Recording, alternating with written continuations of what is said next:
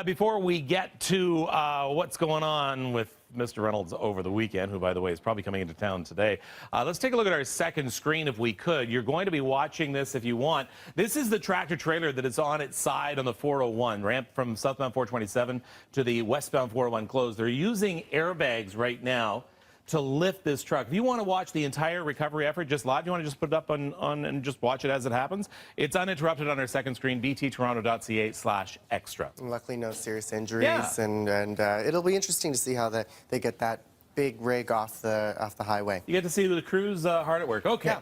So a Twitter storm literally erupted Saturday night after comments by one Harold Reynolds of Fox Sports. Yeah, and lots of people reacting.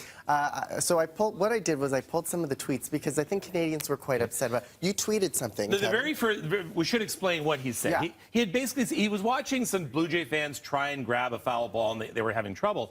And he said something along the lines of, well, a lot of people in Canada don't grow up watching baseball, so that's why they're having trouble catching hockey. So he obviously has an ignorance of what Canada is and what we do up here. So. And this is what you tweeted. Yeah, this is the one that went by. Actually, USA Today picked up one of my tweets as well. So I just said to ask him to explain how baseball works to Canadians. You know, the country where Babe Ruth got his first pro home run. That was here in Toronto, by the way, his first professional home run. And lots of Canadians chiming in. I mean, Jason, this is one from Jason Bell saying, you know, really wanted to play baseball as a kid, but I was too busy protecting my sled dogs from the polar bears. There were a lot like this. A lot like that. Scoring positions saying, I didn't hear your stupid comments, Harold Reynolds, but my igloo sprung a leak and I was patching it with maple syrup.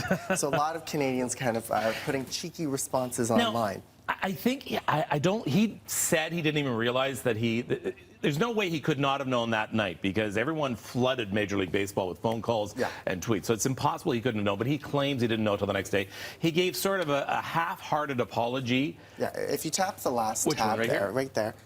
There it is. You know, he was saying, you know, there's a lot of you know, there's not a lot of people grew up playing baseball in Canada. They're not used to catching a lot of balls. So that's what he said initially, and he apologized, saying, you know, it was just some light fun between Canadians and Americans. He didn't expect for Canadians to get so upset over it. So he did kind of apologize. Some Canadians, you know, accepting the apologies. Others saying, you know what. I don't think he came clean and say, you know what, folks, I got to apologize. I was ignorant as to what was going on up in Canada, so therefore I'm looking forward to go visiting Toronto, and maybe you can teach me to admit your mistake, admit your error, that you had no idea that we actually played baseball up here. Yeah. It is 6:13, almost 6:14. Let's go upstairs. Russ Holden, big problem still in the 401.